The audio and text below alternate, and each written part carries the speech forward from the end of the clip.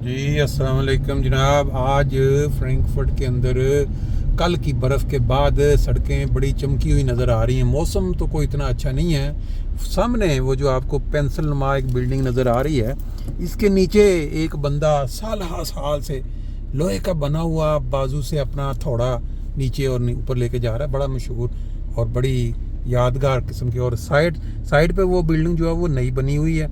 यहाँ चंद महीने पहले या कुछ साल पहले बड़ी बिल्डिंग को डायनामाइट लगा के गिराया गया था, वो भी मंजर था। इस साइड पे आप जाएंगे हम, ये है बोकनहाइमर लांडस्ट्रासे। इसके ऊपर वो मशहूर जो ये है अपना क्या नाम है उसको जी, जिसके दरख्त बड़े मशहूर हैं, जिसके अंदर वो लोग बड़ी दूर दूर से आते हैं, पालमन गार्डन, वो यहाँ मशहूर चीज़ है। ये देखें, ये उसका एक किनारा भी नज़र आ रहा है उसका, कुछ इस साइड थोड़ा आगे जाएंगे तो वो। बाकी फिर अगले वीडियो में जी।